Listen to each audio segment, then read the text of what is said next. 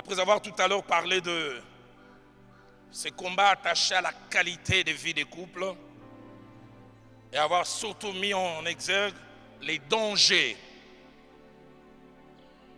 qui menacent les couples mariés avec les divorces. Du reste, au mois d'octobre, mon épouse et moi, on reviendra pour parler de ça en détail.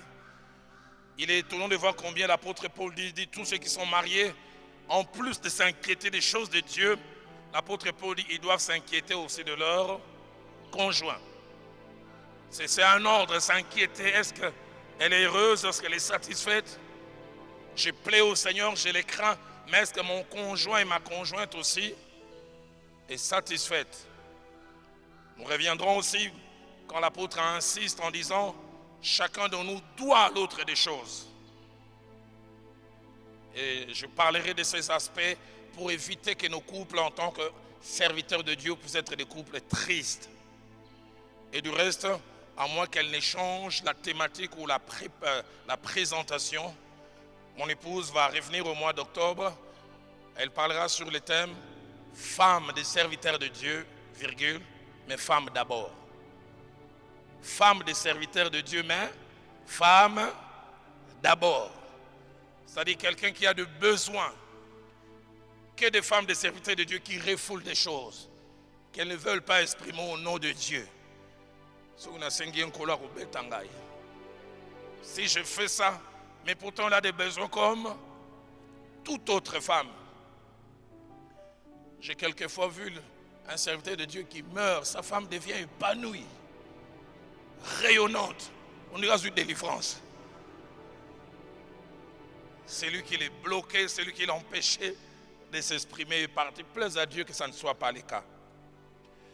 Mais lors de cette deuxième partie, mon message va s'adresser toujours en rapport avec le divorce, mais pas le divorce dans ses causes, alors que la vie des couples existe déjà.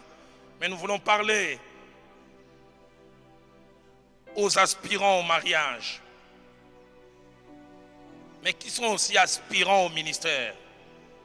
À ces deux personnes, je voudrais dire un certain nombre de choses.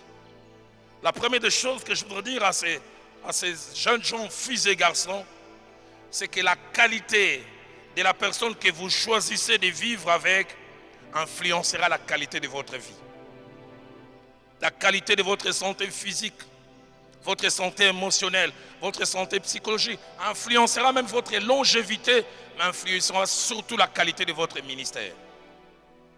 Vous êtes appelés, vous le savez, ne vous associez pas à n'importe qui. Tout frère ne fera pas un bon époux pour vous. Toute sœur ne sera pas une bonne épouse. Que des gens qui ont un appel ministériel, un potentiel pour aller loin, mais qui s'attachent à la mauvaise personne.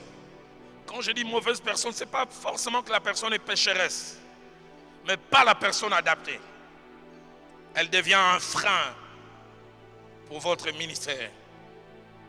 Elle devient un frein pour votre épanouissement. Deuxième chose que je voudrais dire à ces jeunes gens, c'est que la qualité de votre vie de couple influencera vos performances ministérielles. Je ne sais pas ce qu'il en est des hommes de Dieu qui sont ici.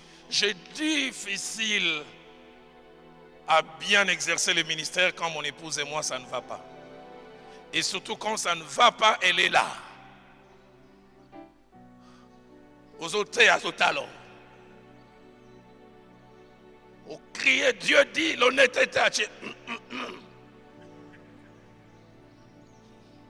C'est comme s'il dit,